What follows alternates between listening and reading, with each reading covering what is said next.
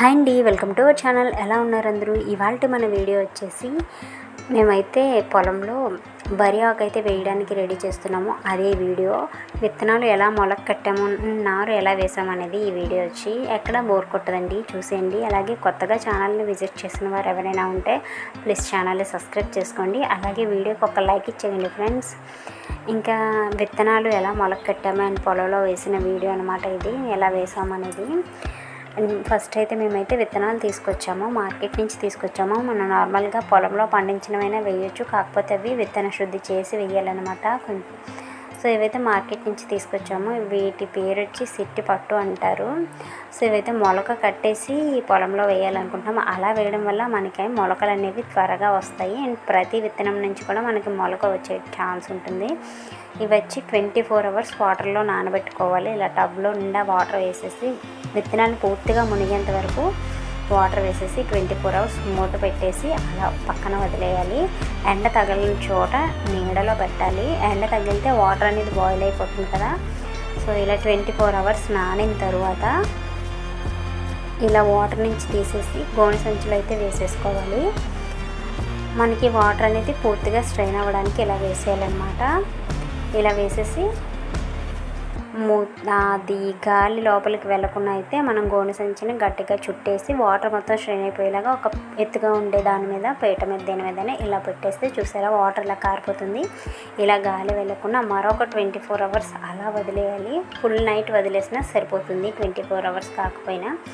And తర్వాత రోజు next day అనమాట ఇది వచ్చి అంటే 20 అవర్స్ తర్వాత మొలకలు అయితే వచ్చేసాయి. చూపిస్తున్నాను చూడండి.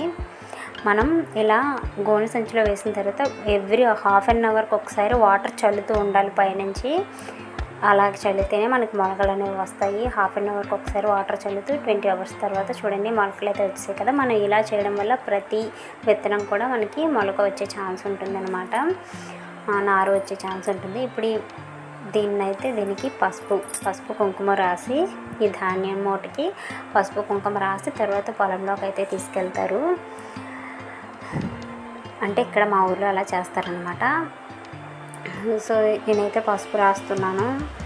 పసుపు రాసేసి కుంకుమ పెట్టేస్తే ఇది వేయడానికి ముందుగానే ఆకుమడి అయితే నీట్గా కలుపేమీ లేకుండా తీసేసుకొని మనకి మట్టి అనేది సాఫ్ట్గా ఉండేలాగా దున్నుకొని నీట్గా పెట్టుకోవాలి. వాటర్ ఫుల్గా పెట్టేసుకొని మనం ఇలా నానబెట్టి వేసే విత్తనాలకి వాటర్ ఫుల్గా పెట్టుకోవాలి.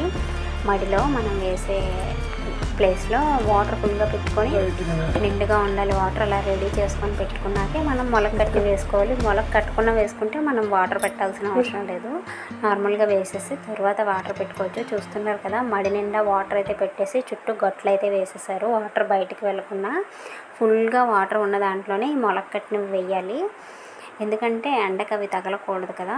సో ఇంకా పళ్ళెంలో వేసేసి చూసారా మడి ఇలా రెడీ చేశారనమాట. రెడీ చేసేసి ఇప్పుడు మనం మొలక కట్టిన విత్తనాలు ఇలా చల్లేసుకోవాలి. చూస్తున్నారు కదా ఎంత వాటర్ ఎక్కువ ఉండాలి, వాటర్ బయటకు వెళ్ళకుండా చుట్టూ ఇలా గట్లు అయితే వేసేసారు. ఇప్పుడు ఇది వచ్చి మనకి మ్యాక్సిమం 1 మంత్ పడుతుంది మనకి అయితే ఆకు రెడీ అవ్వడానికి. 1 మంత్ తర్వాత మనం పొలంలో ఇంకా నాట్లు అయితే వేసేసుకోవచ్చు. వర్షాలు అయితే కొంచెం కొంచెం అలా పడడం అయితే స్టార్ట్ అయ్యాయి. ఇది వచ్చి ఆగస్ట్ కదా, ఆగస్టు ఎండింగ్ కల్లా మనకి ఇంకా ఆకుమడలు అయితే రెడీ అయిపోతాయి. వరి అయితే వేసేయచ్చు. ఇంకా ఇలా వేసేస్తేనే మనకి ఫుల్గా వాటర్ ఉండాలి. మనకి ఇది వచ్చి 3 డేస్కి మొత్తం మొలకలు అనేవి పైకి వచ్చేస్తాయి. 3 డేస్ తర్వాత ఒకవేళ వర్షం ఏమైనా పడకపోతే వాటర్ మళ్ళీ పెట్టుకోవాలి దానికి. సో ఇదండి ఈరోజు వీడియో వచ్చి. వీడియో ఏమైనా బోర్ కొడితే సారీ అండి. నాకు మీ నుంచి కావాల్సింది ఈ వీడియో కోసం ఒక లైక్ ఇవ్వండి, నచ్చితే ఛానల్ని సబ్స్క్రైబ్ చేసుకోండి. Bye friends.